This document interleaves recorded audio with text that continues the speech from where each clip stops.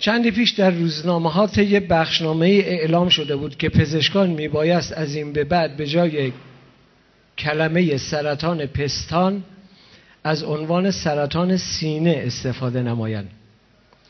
پزشک محترمی نیست طی مقاله‌ای در همان روزنامه معترض شده بود که در علم آناتومی پستان و سینه دو مقوله جدا از هم هستند. سینه قسمتی از بدن است که ریه و قلب زیر آن قرار دارد و پستان روی آن. بنابراین نمیتوان به جای پستان گفت سینه و در نهایت هم به ریش مبتکر این واژه‌گزینی خندیده بود. یادم نیست این بخشنامه را وزارت بهداری صادر کرده یا پیشنهاد فرهنگستان زبان بود یا اداره اماکن. کاری هم به این نداریم که این آقای دکتر تا چه حد راست میگفت یا نه، ولی این را میدانم که این مقوله سر دراز دارد و ابعاد آن خیلی گسترده تر از این حرف هاست. مثلا معلوم نیست تکلیف واژه‌های دیگری که ترکیب مشترک دارند چیست. میپرسید یعنی چه؟ حالا توضیح میدم. از این به بعد به پستانک چه باید گفت؟ سینه‌اک یا واژه دیگری پیشنهاد می شود، یا لغاتی که مشابه و نزدیک به آن هستند مثل پیستون یا پسته، چون اگر معتقد باشیم که الف و نون آخر پستان الف و نون تثنیه است، بنابراین پسته که مفرد آن است را چه باید نامید؟ از پسته که بگذریم، ما جزو داروهای گیاهی داریم به نام سپستان که معمولاً با عناب تجویز و مصرف می شود.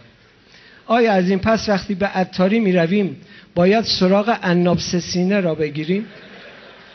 اگر جناب عطار در جریان این بخشنامه نباشد تکلیف چیست؟ از آن بالاتر تکلیف گروه پستانداران در علم جانورشناسی چه میشه؟ آیا سینه‌داران جایگزین مناسبی است یا شیردانداران را باید پیشنهاد کرد؟ مثلا تصور کنید گوساله که از اول خلقتش تا حالا برای خوردن شیر مادر به سراغ پستان گاو در بین پاهای عقب رفته، حالا باید به سراغ سینه گاو بین پاهای جلو برود. تازه چی گیرش می آید که بخورد؟ بعد می رسیم به لغات هم‌ارز. مثلا در صنعت واشری داریم به نام ممه‌ای که به سر شیلنگ یا لوله وصل می شود. آیا ممه‌ای نیز ممنوع است یا اشکالی ندارد؟ از همه اینها که بگذریم، تأثیر چنین بخشنامه‌ای در ادبیات بسیار مشکل آفرین است.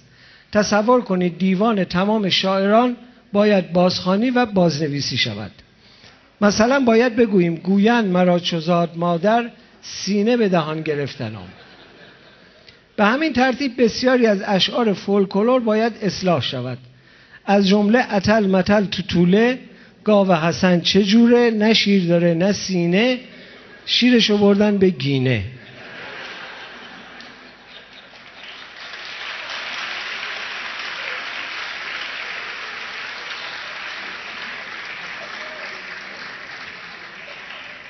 حالا اگر در هندوستان قحطی شیر هم شد که شد.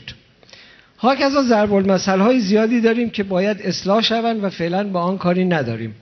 اما مشکل بعدی بعد از اصلاح شعر شعرا در نسل بعدی ظاهر می شود. یعنی جوانهای نسل آینده که بچه‌های کنونی ما باشند، وقتی در شعری به واژه سینه برمیخورند نمیدانند واقعا منظور شاعر همان سینه است یا این سینه قبلا پستان بوده که حالا شده سینه. مثلا وقتی شاعر میگوید سینه خواهم شرح از فراق، یا میگوید خدایا سینه ای ده آتش افروز. بله.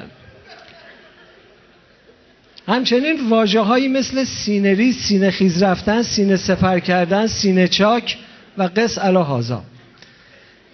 قص علی هذایش این است که اگر در رستوران گارسون پرسید ران مرغ می‌خورید یا سینه مرغ، معلوم نیست حرف بدی دارد میزند یا بیچاره منظوری ندارد.